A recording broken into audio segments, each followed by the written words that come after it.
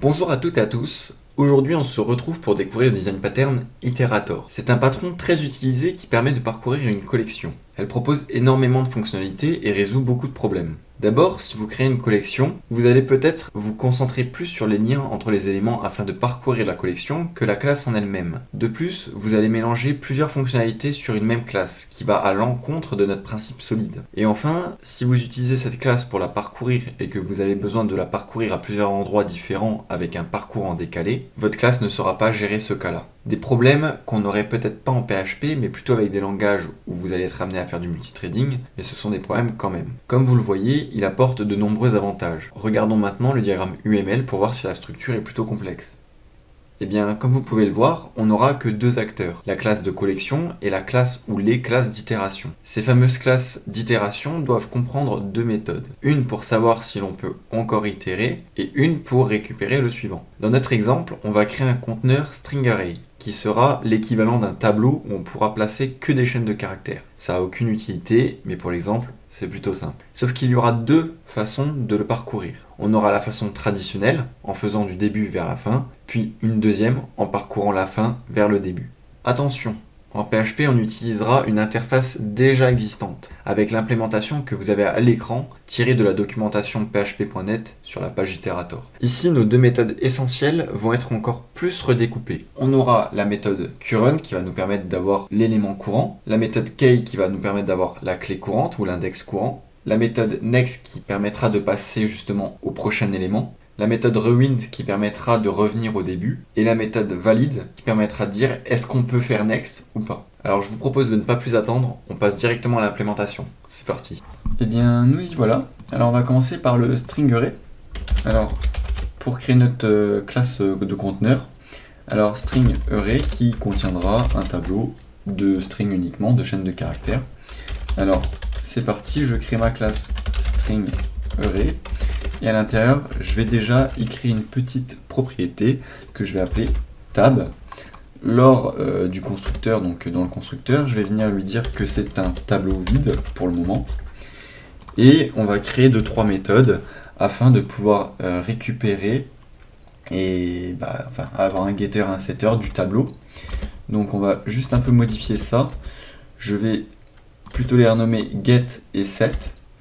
Et au niveau des paramètres, get, je vais lui demander un index, qui sera évidemment un integer, pour pouvoir récupérer le tab à cet index.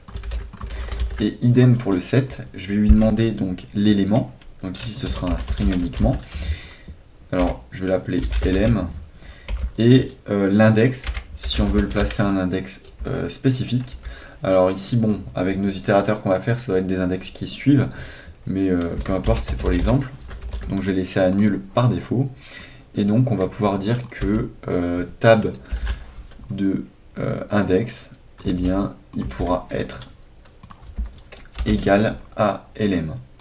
Alors, juste un petit truc, si ici notre index il est nul, ici il va considérer que tab de tac est égal à quelque chose, à la place de prendre le prochain nombre. Donc c'est pour ça que je vais vérifier si index il est nul. Je vais peut-être même mettre 3 égales ici. Et donc vérifier s'il est nul. Et dans ce cas-là, s'il est nul, je vais faire quelque chose qui ressemble à ça. Et s'il ne l'est pas, else, eh bien, on va lui donner l'index. Index. Voilà. Donc, maintenant qu'on a ça, on va aussi créer une autre méthode qu'on va appeler length. Donc length. Ici, on va retourner un int. Et en fait, ce qu'on va faire, c'est qu'on va retourner le compte de, du tableau actuel, donc thisTab. Et voilà. Donc, ça c'est pour notre public function length. Voilà. Et c'est fini. Donc là, en fait, on a fait un peu les préparatifs de la classe string array. Maintenant, on va aller s'attaquer aux itérateurs. Donc pour ça, je vais créer une nouvelle classe que je vais appeler forward iterator.php. Pareil, je vais copier-coller ici, voilà, je vais créer une classe forward iterator et on va devoir faire quelque chose. On va devoir faire en sorte qu'elle implémente notre iterator. Alors ici, je vais importer les méthodes. Donc voilà, je les ai importées à la main parce que mon IDE ne voulait pas. Et on va créer nos deux attributs protégés. Donc il y en a un qu'on va appeler string_array. Donc je vais même aller plus vite et le faire comme ça, string_array. Et ça va être de quel type? D'un type string_array, donc la classe. Et là, on le définit dès le départ, lors du constructeur. Et on va aussi créer un autre attribut privé qu'on va appeler position. Et voilà. Donc, maintenant que ça c'est fait, on va implémenter les méthodes current, key, next, rewind et valide. Alors, au niveau de l'ordre, ça va s'exécuter comment? Lorsqu'on va commencer à itérer, la toute première fois, on va appeler rewind. Donc ici, on va lui dire, ok, dès le départ, position il sera égal à 0. Parce que ici, on est dans notre forward iterator. Ensuite, il va vérifier si la position, elle est valide. Est-ce qu'on a bien quelque chose? Donc là, on va vérifier, on va devoir lui renvoyer un booléen qui vérifie s'il y a bien quelque chose dans cette position-là. Alors, on va faire un this position, et on va vérifier qu'il est bien inférieur à this string_array, donc string_array, et on va lui demander sa taille. Alors ici on va mettre -1, et voilà. Donc ici on va lui demander, est-ce que, non, pas -1 du coup vu que j'ai mis inférieur, strictement inférieur. Donc ici en fait ce qui va se passer, c'est qu'on va lui demander si la position, elle est bien en dessous de la taille complète, c'est qu'on peut toujours incrémenter pour pouvoir avoir l'élément suivant. Donc c'est valide. Au niveau du next, ça ira aussi très très rapidement. Donc je vais juste corriger ça ici. Et le next ici, on va lui demander d'incrémenter la position. Au niveau de la clé, pareil, on va juste retourner la position, qui va être un peu la clé, l'index de notre élément. Et dans current, on va lui passer cette fois-ci notre élément, donc en faisant un return string_array get, et on va lui passer la position. Voilà. Donc là, on vient de créer notre premier itérateur, donc le forward iterator. Donc si on comprend bien après, donc là, il est à 0. Ensuite, il vérifie s'il valide. Dans ce cas, il récupère le current, la key, puis ensuite il va faire next, puis il va vérifier si c'est bon ou pas bon, current, key, next, et ainsi de suite. Donc maintenant, je vais refaire un copier-coller, et je vais modifier pour l'appeler backward iterator. Ici, je vais juste modifier le nom, donc je vais mettre back, et au niveau des éléments internes, qu'est-ce qui va changer? Ici, on va avoir juste notre position qui va faire -, notre position de base qui va être égale à la taille -1, parce que si il y a 5 éléments, on commencera à l'index numéro 4. On va aussi changer la validation. Donc là, on va juste vérifier si la position est bien plus petite, enfin non, pas plus petite, pardon, plus grande ou égale à 0. Voilà, donc si on arrive à -1, l'index ne sera plus valide. Donc voilà. Là, normalement, on a nos deux itérateurs, donc le backward iterator, forward iterator.